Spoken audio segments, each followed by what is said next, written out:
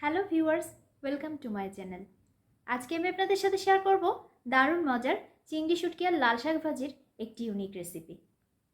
Skip না করে পুরো ভিডিওটি দেখুন, আশা করি আপনাদের ভালো লাগবে। আমার চ্যানেলের সব ভিউয়ার্স এবং সাবস্ক্রাইবারদেরকে অনেক অনেক ধন্যবাদ আপনাদের সাপোর্টের জন্য। চিংড়ি শুটকি দিয়ে লাল শাক ভাজি করার জন্য আমি এক আঁটি লাল শাক কুচি করে কেটে খুব ভালোভাবে ধুয়ে পানি ঝরিয়ে নিয়েছি। নিয়েছি কিছু ঘরে তৈরি চিংড়ি শুটকি। ঘরে কিভাবে স্বাস্থ্যকর উপায়ে চিংড়ি শুটকি তৈরি করা যায় সেটা এই ভিডিওর উপরে লিংক দেওয়া আছে, আপনারা সেখান থেকে দেখে নিতে পারেন। একটি বড় সাইজের রসুনের সবগুলো কোয়া দু টুকরো করে কেটে নিয়েছি। নিয়েছি দুটো শুকনো মরিচ। চুলায় একটি ফ্রাই প্যানে পরিমাণ মতো তেল গরম করে নিয়েছি। দিয়ে দিচ্ছি শুকনো মরিচ। লো ফ্লেমে হালকা ফ্রাই করে নিচ্ছি।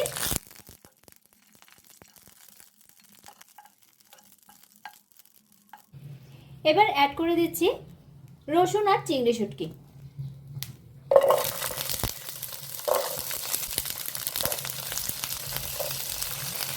ফ্রাই করে নিচ্ছি।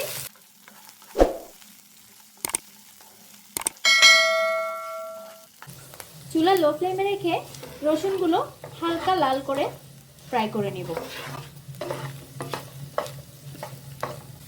হালকা লাল করে ফ্রাই করে নিয়েছি। অ্যাড করে দিচ্ছি 1/5 চা চামচ হলুদ গুঁড়া। দিয়ে দিচ্ছি স্বাদ মতো লবণ। এবার লাল শাকগুলো দিয়ে দিচ্ছি।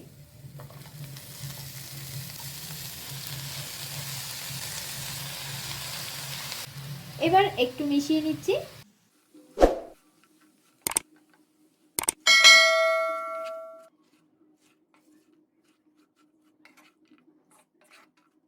এবার ঢেকে দিচ্ছি। লো ফ্লেমে ফ্রাই করে নেব। 2 মিনিট পর আমি শাকগুলো একটু নেড়ে চেড়ে দিব যাতে তলায় লেগে পুড়ে না যায়।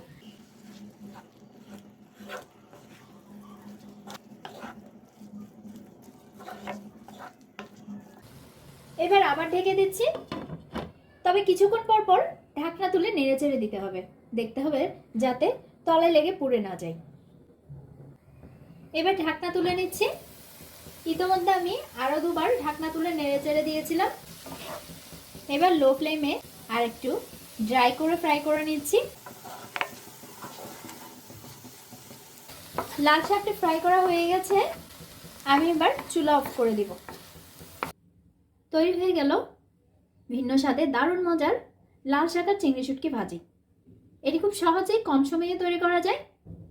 রেসিপিটি যদি আপনাদের ভালো লেগে থাকে তাহলে ভিডিওটি লাইক এবং শেয়ার করুন, আর সেই সাথে আমার চ্যানেলটি সাবস্ক্রাইব করে নিন। পাশে থাকা বেল আইকনটি ক্লিক করে দিন যাতে দারুণ সব রেসিপির নোটিফিকেশন পেয়ে যান। ধন্যবাদ।